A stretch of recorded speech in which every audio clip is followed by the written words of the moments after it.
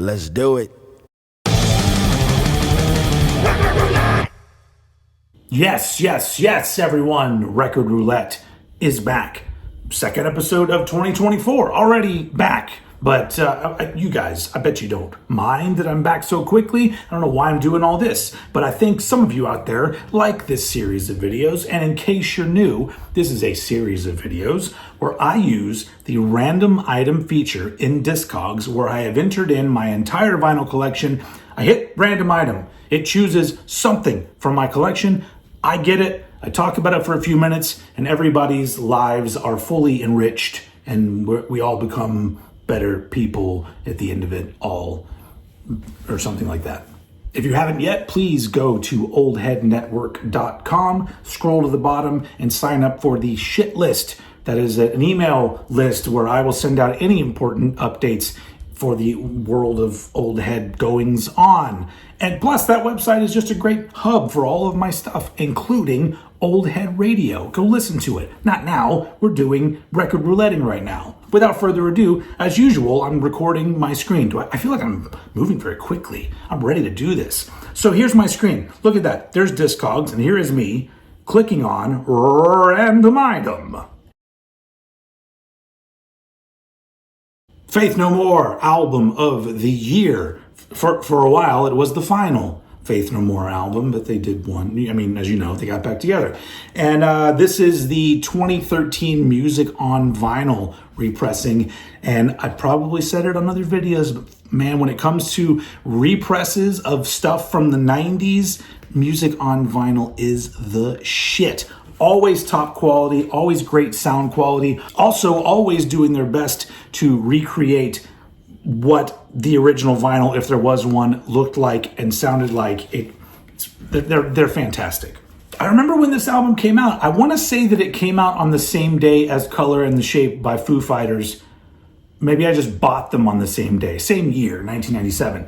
But I just remember listening to both of those albums a lot. And the Faith No More album, it was the first Faith No More album where I finally went, I don't love all of this, but it's good. It's just not great. A lot of it's grown on me, but you know, it's still a fantastic album. It's fucking Faith No More. Let's look at this. So there's no insert or anything in here, but there is a nice lined inner sleeve, which I appreciate. And here's what the record looks like, and it's, you know, sounds fantastic. And here's the back here with the songs and then all of the credits at the bottom there.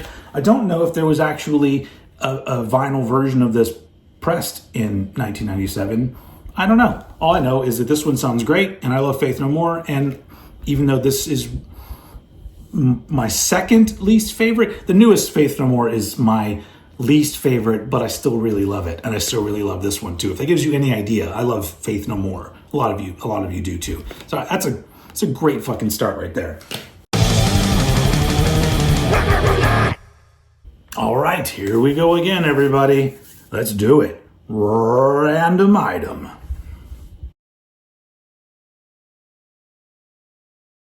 Staying in the F's today, but man, this is one of my favorite albums of all time. In on the Kill Taker by Fugazi.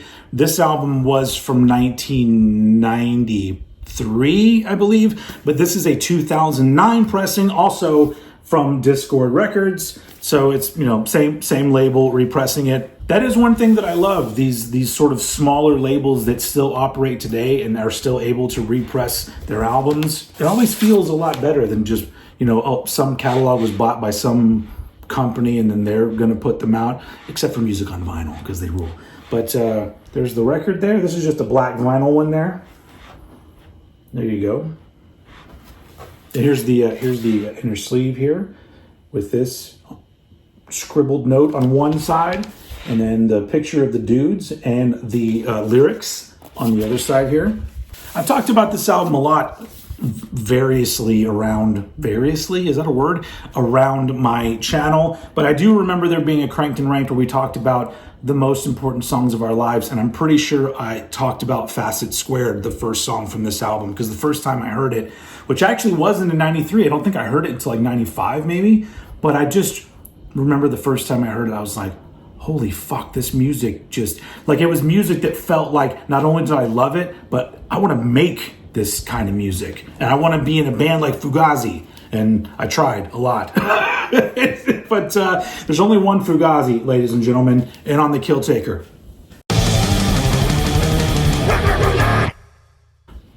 Feeling pretty good so far, hanging out in the 90s, but let's see where it takes us from here. Random item. Heading back to the early 80s, Van Halen, Diver Down from 1982. This is a 1982 pressing of this album. This is the fifth Van Halen album. Van Halen 2, Women and Children First, Fair Warning. Diver Down. Okay. And honestly, this is probably my least favorite of the David Lee Roth era. But once again, that's not saying much because I love all of the albums, including this one. And this has one of my favorite Van Halen songs, which is Little Guitars. But I think because this album is really short and it's, there's 2 cover songs, well, I guess technically 3 cover songs. And it really feels like either a rushed album or a slightly unfinished album with some really great tracks on it. But at this point, it's all fucking enjoyable to me. I've said it a lot of times, I think. It doesn't matter what album it is. I love hearing Eddie Van Halen, Alex Van Halen, and Michael Anthony playing together. I love David Lee Roth. I love Sammy Hagar. I love Gary Cherone. But the combination of those 3 musicians, I love the way that it sounds. So may not be my favorite Van Halen album, but it's still a fucking Van Halen album. Did we look at the back already? This is also one of those cases where like the songs are like out of order, and I've never understood like why they did that in the 80s, maybe late 70s they did it too. Like why have them out of order?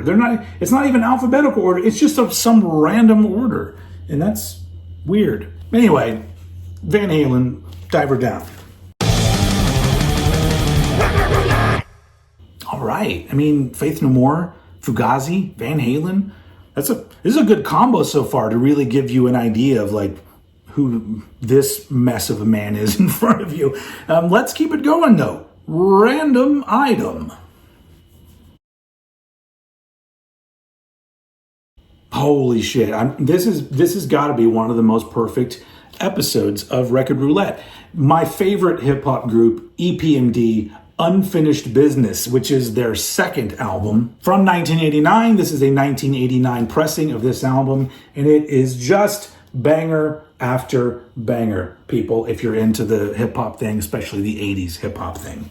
And I love the inner sleeve on this one, because it's not specific to the album, but I'm just gonna like just show this for a minute, just because that is how fucking 80s is that right there. And then on the other side, it just has, the catalog that you can get off of Fresh Records that this album is on. Damn, this is 1989, and that fanny pack, can you see that? That fanny pack is $20. You can buy an old head fanny pack if you go to my merch store for less than that, and it's 2024, people. All right, let's look at this. Black vinyl, cool Fresh Records label there. Awesome shit.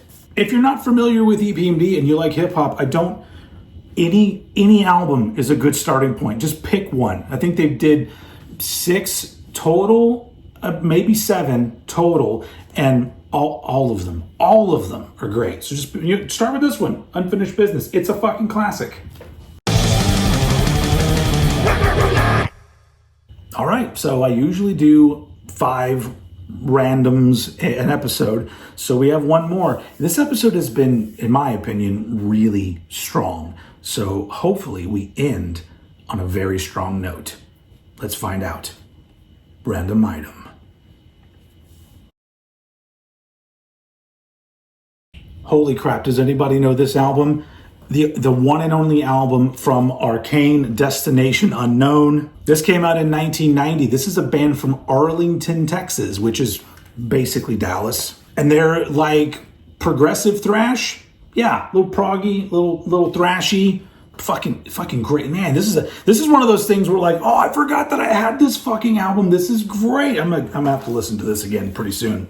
And also this is on Wild Rags Records, which is an interesting label that had all kinds of smaller, really cool bands in the 80s and early 90s. And usually, let me see, usually there's like goodies in all of the Wild Rag stuff. This one just has a little ad for some of their other albums. And I think I have all of these. Because, It's Not Us, Blood Come. Oh, I don't think I have Infamous Symphony yet. That's one that I'm going to get eventually. And then the other side, I have All the Annihilator. That's another thrash metal band from Texas. And this just has a very, very basic printed insert here. Lyrics and credits and whatnot. It says, Arcane uses only the stuff they can afford. All zines are encouraged to write for interviews today, and everyone who has this LP, write to be on our mailing list. All right, Arcane, where are you guys? Let's do an interview. Anybody know where the Arcane guys are? Of course, this is just a basic black vinyl affair there. And Wild Rags Records is very hit or miss when it comes to vinyl. You will get stuff that's really great and stuff that is the worst pressing you've ever fucking heard. But so much great shit on that label. I have a lot of Wild Rags shit. I feel like I should do an entire Wild Rags video at some point after I get the Infamous Symphony album. That's one that I've been looking for a while. Oh, most important part is look at these motherfuckers here. Look at all of that hair. Oh my God. And they all got really cool names, man. Byron Hawk, Oscar Babor, Kurt Joy, Doug Judah, Kelly Sanford. I mean, they won with hair and names. Would anybody? Where are these guys now?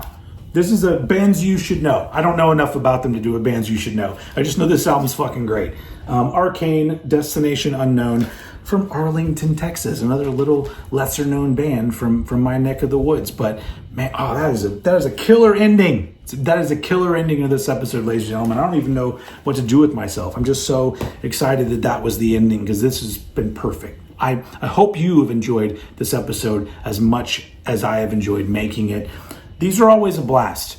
And comment down below about the shit that I talked about. Some of you even do your own record roulettes and you post your 5, and that's always fun as well. So anyway, that's it. Thank you so much for being here. Thank you for being awesome. It's always a blast, and I'm glad that you are all here to watch it. So thank you once again, and I will see you all again very soon.